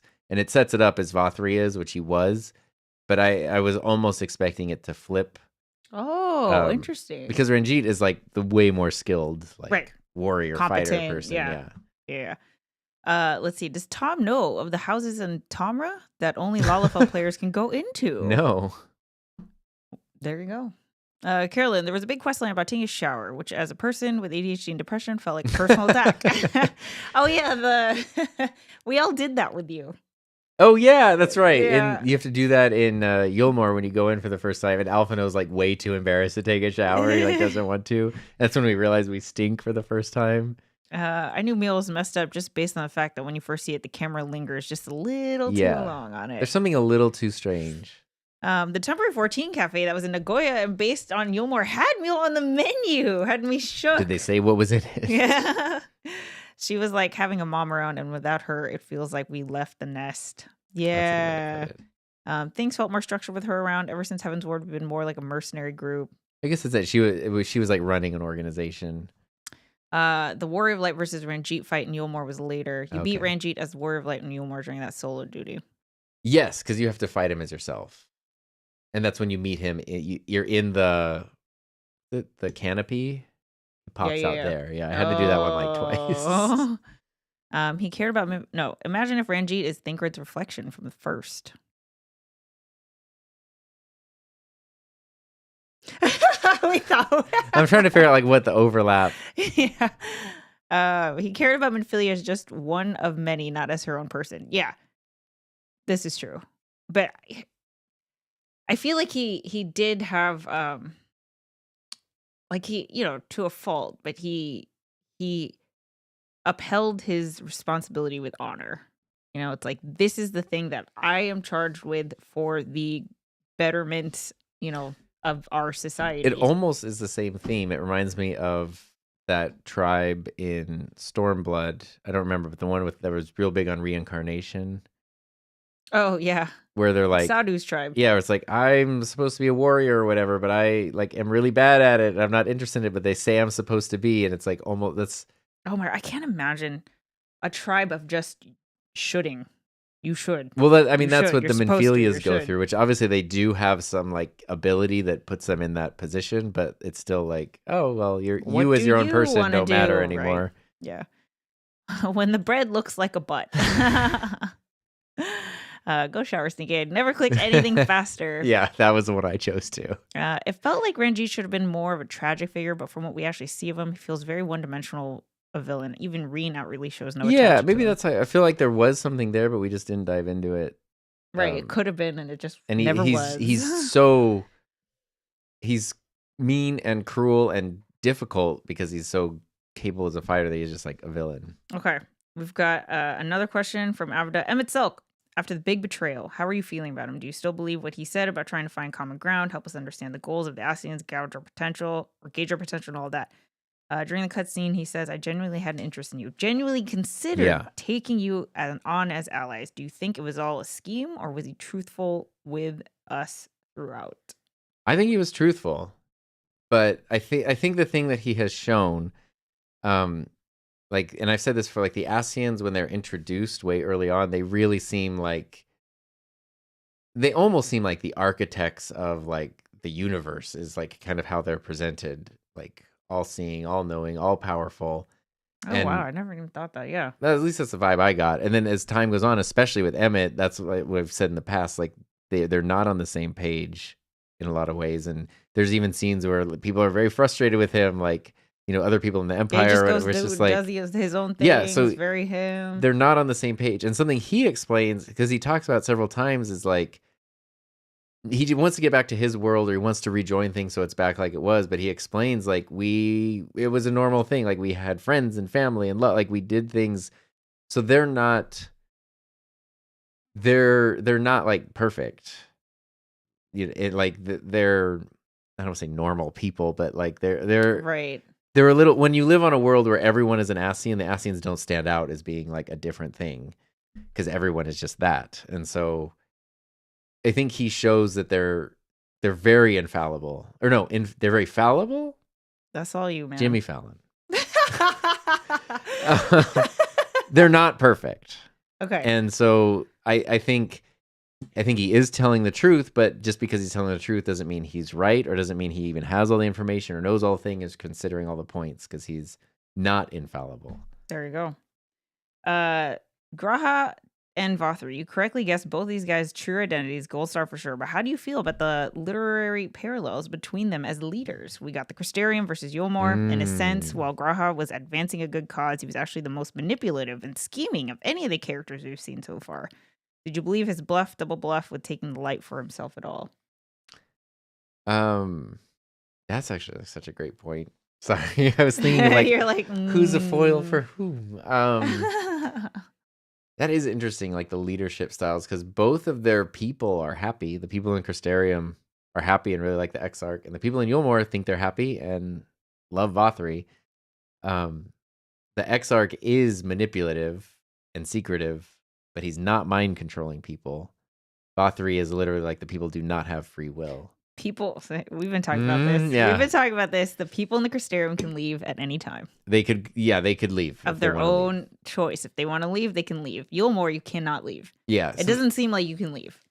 And the thing with the Exarch is, that was a thing too, because I forgot about this way early on in Heaven's Ward or something. You're doing a quest and you keep hearing a voice. Maybe it's even one of the early Crystal Tower things. That's how you meet Graha or something. You hear a voice is like calling to you, and you're like, "What is this?" And it ends up being him. Oh yeah, yeah. And I was like, "Oh, that's like." And then you throw wide the gates, like all the things. Like he like kind of whispers to you off screen. You're like, "Who is this guy?" He has like one way of doing things, which is like that. And he is very competent. He is very capable, but he's also like, you can tell like, the reason everyone got teleported there is because he couldn't quite like hone it in fine. Like he brought the wrong people. He brought people to the wrong times. Like all kinds of stuff went wrong, and he just sort of adapted with it. And you kind of see that as you go with him, which is like he does make a lot of mistakes along the way, and just like then has to adapt and adjust. But it really does seem like, even with all his scheming and the thises and the that's, like it does seem like he genuinely has the greater good in mind, like the actual greater good in mind. And so his whole plan, like, not for a second did I believe he's like, oh, the thief makes off with whatever. I was like, dude, you pulled 7 people through space and time. You've done all this stuff for like 100 years or whatever or more. Like, you didn't do that just so you could like steal the light and go to a different world. Like, I feel like you could have found other ways to do it. So instantly I was like, that happens not long after you and him have a nice moment where he's talking about like, I have a friend that I love, and I just want to go have adventures with this person and like share stories. And it's very simple and very pure. And as he was saying that, I was like, I want that to happen for you. And I feel like because you said that, it could never happen. And so then when not that long later, he's like, aha, like the thief just used you and is making off. I'm like, oh, for sure. You're like white fanging yourself. Like, go on, get, like, I don't want you here. Right. Right. And it's because you're going to go die. You know that you're going to take all this energy. You can't contain it. You're going to go to another world like a thief, but you're going to die. And we're all going to think, we're not going to think that it was tragic. We're going to think. Right. Because it's easier to be angry. Yeah. Okay, before I catch up with comments, I got one more question here. The Talos Project and Mount Gulg. You said in the past that seeing people all come together for one purpose is one of your favorite things in the story. Did this part land for you I admit I initially thought the giant golem plan was a bit goofy and unrealistic, but when it was actually happening, it was such a spectacle. And the following Gold Dungeon and Crown of the Immaculate Trial are just building to a huge climax. Were you expecting this to happen now or closer to the end of the expansion, as it feels like such a momentous occasion? You really did feel the buildup. Yeah. It's like this and this and this, and it's like visually, literally big. You know, Well, like yeah, you when they were climbing talking a about mountain. what they're doing, I was like, they can't be talking about what I think they're doing, like just making a giant guy to like grab the floating thing. A giant guy who grabbed the floating thing. And then the scale of it, because the regular taluses are big, Yeah, but you they're know, like but this is 8 a feet. mountain that's Yeah. moving and like, and I remember my my thought was like, if we got this guy, like I was like, just pick up Vothri and pop him like a grape, like we are done. Why do we need to even be involved in this? And if Probably. I mean, or just like, you know, do like a knee smash with the whole Muay island. Thai. Yeah, just and then it's done. Like it's all good. Like it's over. So that is almost the goofy thing of like, here's this giant, like you have a weapon. essentially like inconceivably powerful weapon. Use it as a bridge to go struggle to fight yourself. It's like, well, just have that guy do it. Yeah, just go. Whoop. Yeah, I mean, literally, just pick up Vothri and you go, and he's just done. He goes, "Ee." Is that what he would do? Yeah, because it'd be so small. It's like Ant-Man, you know, when there's like the big Right, epic of thing, course, and then sure. it cuts to like the real thing, and the train just like derails a little bit. It'd be like one of those things.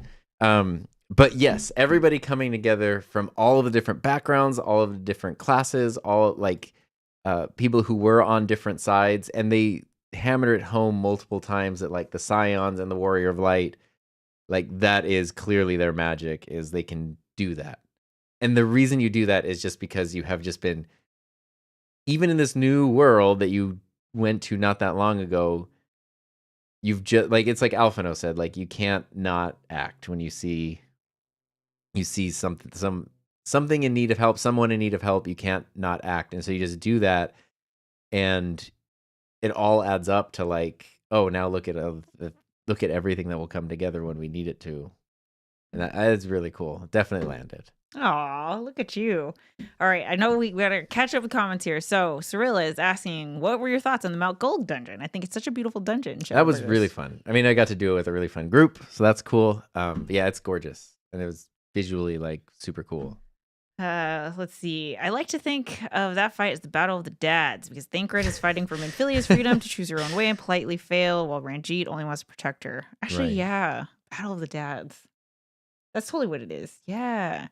Can we talk about how Urianger used Rescue to pull Ranjit into a hole, and that's like the only time we've ever seen Rescue used in a cutscene? What a boss! I don't remember it. I don't remember either. But yeah.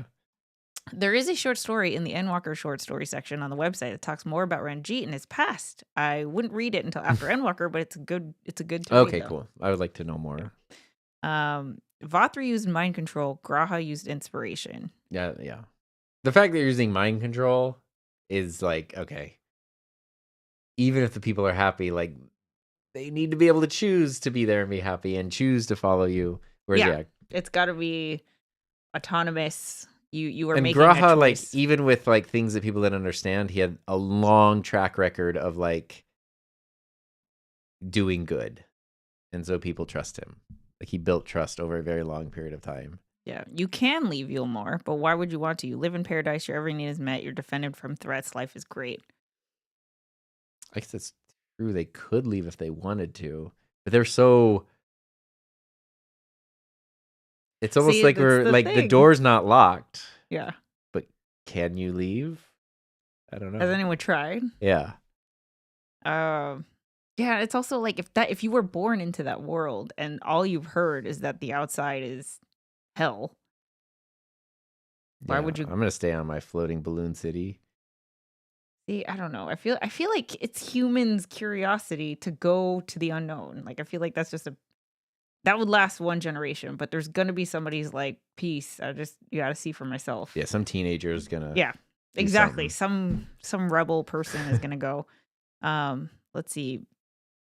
The artist that asked to leave Yulmore, so they threw him off the balcony. Big goofy robot move. Built a Gundam. Used it for nothing. Did you guys have that moment when you're going to fight Vothru, which feels like at that moment should be the final fight? Then you realize you're only at level 79. Well, that was the joke where we finished that trial and someone in our party was like, "Congrats, you beat Shadowbringers." Oh, that was casual core. Yeah, it was like, okay. Like, obviously, doesn't feel 100% complete because there's sort of this big other thing. Well, to me, I always just looked at the maps. I was like, there's still one map missing. Like, the Ed Casual, you even said, don't look at the number of maps. It has nothing to do with it. That was part of my question. Felt like such a climax, but there's a whole other arc afterwards. And apparently, that's the arc I completely forgot about. I really thought that Vothru was the end. I totally forgot. I mean, he's definitely the end of like a chapter. Oh, that was it. That's it. Well, there you go. So let's cook. What do you think's gonna happen? Well, now, okay, so where I'm at now is we're under the sea. We're under the sea. And we're trying to find Emmett. So he is very disappointed in you because it seemed like he really wanted you to be able. You seem to show that you can hold this light. Yeah. And so he was like, oh, if this guy could do that, then you are He's disappointed in me for doing something he himself cannot do.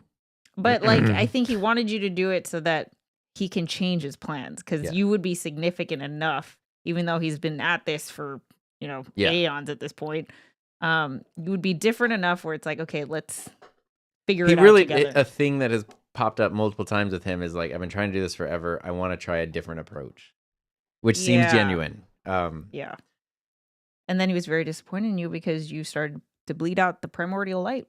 Well, then he shot Graha and made him bleed out, and then took him underwater, and we're trying to find them. And so you're trying to find them. And so I feel like this is where it's a thing where I don't know, because I don't actually know much about Endwalker, but obviously it's the end of like the first big chunk of Final Fantasy XIV. I know Dawn Trail is like a restart. Realm Reborn 2.0. Yeah. So it's that thing of like, I don't know how much conclusion to expect here. Like, do things wrap up, or does everything kind of leave on an unfinished, maybe down note, and then Endwalker is the resolution to that? I can't even spoil this for you because I literally have no idea. No, I don't know. So I don't know. So I'm acknowledging that could be a thing where it's actually not. It's almost like Empire Strikes Back at the end, like, oh, there's sort of some resolution, but now we have a whole bunch of questions and things feel unfinished, and everyone's just kind of staring out the window like, I don't know. And then in Star Wars, like, okay.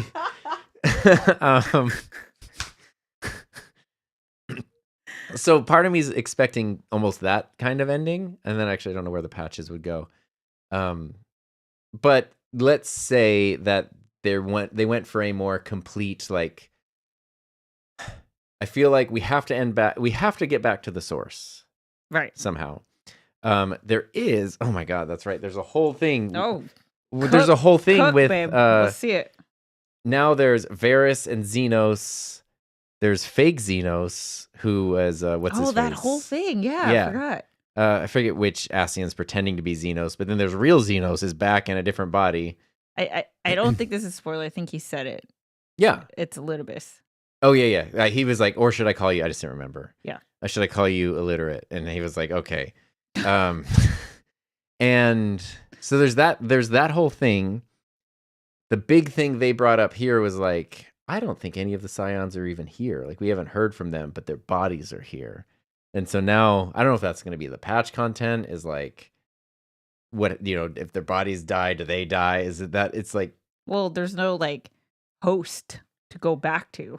I don't know. I guess they all have a host, but we don't. The Warrior of Light doesn't. I think the Warrior of Light is actually there, and that was the confusing thing. Like, you actually came with like your clothes and stuff. So yeah, so that's a thing that needs to get resolved. Maybe that's what the patch relates to, whereas this is so I don't know. We have to get back to the source somehow. Okay. And I don't know what that means or what that looks like. Obviously, we have to figure out things with Emmett. Since he's tied in with the Empire and all the other Ascians who've been around since, Realm Reborn, I feel like he's not going to die here. I feel like his story gets resolved here, but maybe he's It is Darth Vader at the end of Empire Strikes Back. Spoiler alert if you haven't seen the 1982 or whatever movie. Where it's like he's not defeated. He's still like our current crisis is resolved, but he is still out there doing a thing. Okay. Feel like it might be that sort of situation for him. Because the other thing to resolve is Graha and the whole issue of the light, which is like, what do we do? I cannot remember what happened. Sadly, I feel like it does have to end tragically because they have painted Graha as the only other person who can take this light. And he doesn't, it seems like nobody can take that much and survive. And for some reason, no one wants to do my plan of just split it and everybody's fine. Maybe that's what they do, but whatever. They're the same people who built the giant robot mountain and then used it as a bridge to go fight instead of Eustace. So not every plan is like fully thought. That's because, you know why? It's because they don't have Minfilia at the admin desk. She'd be looking at the whole thing and being like, hang on. Guys. 5 divided by 2. So if you can, if there are 5 light warns worth of light and you can handle 4, and there's another person that can handle 4, or then you each take 2.5, or one of you takes 2 and 3 and you split it every other year. I don't know, whatever. You share custody of the 5th one, and then everything's fine. But light. We don't have that. So I feel like he has to take it on and then die. Like he has to sacrifice himself for the cause, and that's another sadness. And then there's Ardbert, which the thing that was confusing with so there's another loose thread, which is the thing Minfilia told him was, who now I do very much like and appreciate Ardbert? him. Yes. You've come around on Ardbert? Yeah, I mean I knew I would, but like it definitely takes a while. He wanted to like sacrifice himself, but she was like, no, like you have a purpose. Like you still have a thing to do. And it really seemed at one point that he was going to take the light. And I was like, that makes sense. He even like fist bumped you. Yeah, he was like, come on. And we were like, oh, fist bump. And I was like, obviously he's going to take the light. And then the light started glowing, but then nothing happened. So I was like, I thought he was going to take it. And then I don't know, that would be, he just dissolves into the ether or something. I don't know. So yeah, we have to resolve Graha. We have to resolve Emmett. We have to resolve Ardbert. And we have to resolve Xenos and the bodies and getting to the source, all those things. There's a lot. That is a lot. There's a lot. All right. Did you like the final zone? I believe that's the under the water, the map that you're in. So he doesn't like any zone that he can't fly in, and then when he can fly, it's like, oh, okay, it's great. Yeah. The thing is, actually, I so far it's so much of it is not like mapped yet. Yeah. What is interesting though, I really loved how you got there. Oh my god, that's right. Because you have to do the what's his name? The giant whale. Bismarck? Yes. And there's you have to, like scrub him or something, right? You just sort of figure out. No, you have to ask your fairy to like communicate with him, and they explain what's happening. It's like, okay, I can take you down there, and then I can also like essentially remove the water from it. But there's the amazing scene where like the guys are on the dock or whatever. They're like, oh, like I would never see anything more amazing than they're literally like, glad everything's back to normal, and like I've never seen anything crazy again. And then like Bismarck is flying in the background and like crashes and causes like a whole tidal wave tsunami thing that they have to run. That was amazing. And so now we're under the water, but it's like kind of drained, and all the sea critters are really mad because they're like, we don't have water and we kind of need it. But one of my least favorite things in the world is a drained swimming pool. Oh God, yeah. Oh. And we are essentially walking around in a drained swimming pool, and it's a little like, because it's not even, because we've done underwater things where it's like, oh, you're breathing underwater, but you're still in the water. This is like, no, you're in like a air pocket, basically. Like the water has been removed from under the water, and they still have parts though where like the water's dripping down, and there's little puddles still and things, and it's very like, yeah. Post Voth was a great starting point. Felt like a good chapter ending. Let's see. There's probably going to be a Shadowbringers MSQ discussion part 4. Quite a lot happens where Tom is now till the very end of base Shadowbringers. Seems like I think so. Yeah, I think we'll do another one. Let's see. Yeah, Elidibus is the white-robed mediator Ascian from A Realm Yes, Reborn. I do remember that. Yeah, he's white-robed, and then the rest of them are black-robed. Yeah, which makes him seem like the leader. I don't know. The Scion souls were summoned, but the Warrior of Light went physically. Yeah, because that was a thing where even I think Emmett was confused by that. Like, how did he do that? Right. Because that's where he's like, I'm very aware of what yeah, because he's like, what is capable. Like the Crystal Tower exists because of me and like the society I helped found. I'm very aware of what it can do. It can't do this. How did you do this? Love hearing the speculation, but can't comment on it since I know it's coming. That's part of why you can just TP back to the source. Yeah, everything's lined up, so there's very little time difference right now. Thank God. Graha had a real 6 times the charm with that summoning spell. It would have been everyone in the Crystal Tower in the Crystarium is just people he has accidentally summoned. Because even he says, though, he's like, and even when I got you, you were in Lakeland, you weren't even here. Like, you were over there. I always wondered that since you pay to use Aetherites because traveling causes wear and tear, how does one calculate the wear cost of interdimensional travel? Yeah, well, they do say I don't know the currency conversion, but they do the thing of like, oh yeah, Gil, we do things by the weight of the material, so Gil's fine here. And somehow it works out to like a 1-to-1 conversion. Don't ask. Arbiter here, Birdie. Let's see. All the water dwellers are like, what the F? Where did the water go? You completely screwed it up. Yeah, and that's why we have to do the chores, because like, yeah, we do not trust you. Oh, the tribe is mad. Yeah, because we show up and they're like, hey, can you tell us about like your tribe and your village and where this guy might be? And they're like no. Because you took all our like oxygen, basically, like the thing we need to live. And now you're asking very specific questions. Yeah. So go do some chores. And that's even what Thancred says, like, I smell chores. Yeah. Well, it seems like you are really enjoying Shadowbringers. Yeah, it's great. It is great. I definitely get the hype for sure. Yeah. So today is Saturday. Oh man, every gamer's dream. Saturday. SATURDAY day. What was that from? I don't know. Well, it's an incorrect song. You could play all night. Yeah. If you want to. That's true. There's a San Jose Sharks game in 2 hours. Oh, see? Perfect timing. So, I guess that's it. So thanks everyone who submitted questions. Thanks all you guys for watching. Oh, I'm just so enjoying your journey. It's been fun. And thank you again, like everybody who's helped me with trials and duties and all the things where it's like, oh my God, there's a thing and I need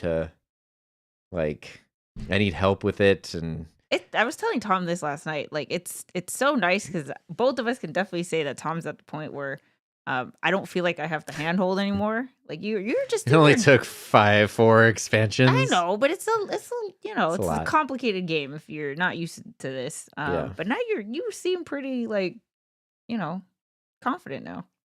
Doing raids and everything. You did World of Darkness. You did Labyrinth of the Ancients again. You did Circle. You did the entire Crystal Tower series again. Well, yeah, it's fine now. And that's the thing. It's fine. Of course, it's gonna be fine later on when they throw you into it when you're barely like what, and then it's like do this. You have to. Yeah. Yeah, that's rough. And the thing is, like, I also feel super lucky that like. Through the Discord or just through whoever happens to be online in the free company, like anytime something's happening, I can say like, hey, I need to do this. Anyone want to do it? It's instantly like, right. Yeah. It's faster than the queue. Yeah. And it's also like, I trust people, every once in a while I've had to go do things, not MSQ related, but other things where it's like groups of randos or whatever, which can be fun. And actually I've had some fun experiences too. Oh, yay. But it is like, it's fun. It's funny. I had to do it. So we got the free company house. And I wanted to buy a room. To buy the room, you have to be a second lieutenant in your grand company, which I was like, I haven't not touched this since Realm Reborn.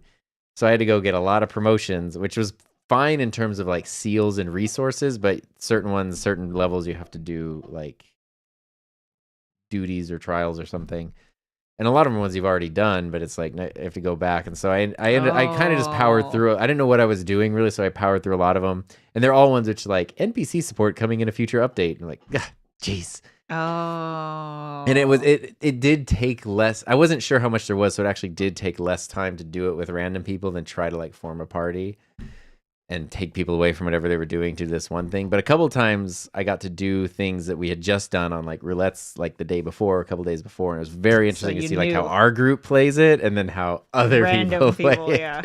In some cases you're like, oh, these people are really good, know what they're doing. But a lot of times I really felt like, okay, no safety net. Like we really got to do this. Yeah. That's funny. Yeah. Oh, see, we have a great group. Let's see. So fun to be a part of it whenever I can. Yeah. Shadowbringers was the point where I figured out how to play my class beyond just push a button, any button. Yeah, and I've been switching. Well, my Bard is in the 60s, and that's definitely my second favorite one. So I've been switching between. You really like that one. You talk about it a lot. I really like Bard a lot. Vetti's main is a Bard, I feel like. Yeah, so I've been switching between that and Black Mage a lot. Like I've been trying to do Bard as much because I want to get it leveled up as much as I can, and then I did just today. Became Dragoon from Lancer, yeah. But that's like level 30 or whatever. So it's like got a ways to go. But that one seems really fun. I know I need like non-DPS things because I want to do the other role quests and stuff. And I think Gunbreakers to try. We'll see. I want you so bad to try healer. I did the class quest and I got to literally like level 9 and I was like, well, time to go do something else. You're tired of throwing rocks at the ladybugs? No need to be on a busy server when you can just ping. Yeah. Let's see. Yeah, the downside of Crack and Disappear when you have a whole group at your beck and call. Seriously, yeah, I don't know. You could do those Grand Company promo dungeons solo and unsynced, by the way. You have no idea how to do that, though. Oh, that would have been good to do. Well, you know what? I was, because you were out of town, and I think it took about 4 hours throughout the course of a day. I did the whole thing, and I got there, and I bought my room. And I was really proud of myself for, like, figuring all the whole thing out. Because it's even, a bunch of them were like, oh, you have to do your hunting log to level 10 or whatever. And I was like, my hunting log's done. And then it's like, oh, I didn't know there's a Grand Company hunting log. Oh, and I don't remember any of this. Yeah, so it's not just yours. There's another one. You have to get that up to a different rank. And then... I love the idea of you just sitting in here playing. That's the best. Trying to figure it out. Glad. And half the reason you have to go through the dungeons is not to do the dungeons, but because the things you need for the hunting log are in the dungeons. Oh, I see. For your future reference, if you get those again where they don't have duty support, you could just unsync them. That's actually very good to know. Although for this specific time, I'm glad that I brute forced it the regular way. Maple says I main Bard. Yeah, it's really fun. We got a couple Bard mains here. Dragoon. Gma says Dragoon is cool to me. Yeah, I got jumped Spear today. Poker Professional. The Dragoon quests are not going to make sense since you've played Heaven's Ward. I didn't start it until Endwalker, and it was funny how out of place it is. That's exactly what happened to me, because it's like, oh, this Astinian, he's a part-time thief or whatever. I'm like, okay, first off, he's working with Gaius to uncover this whole empire scheme with dead Xenos or whatever, and we've done this whole thing with the eyeballs and the dragons, and he's literally like, we'll meet again at some point, and I'm like, buddy, it's me. It's me, yeah. You saved me when Xenos was about to chop my head off. Let's see. Doing stuff synced is more fun anyway. Tom, how do you like housing? Heard you were getting into it. Yeah. What I love, so the thing that sold it, that really made it work, is the fact that your house shows up at the top of your teleportation list.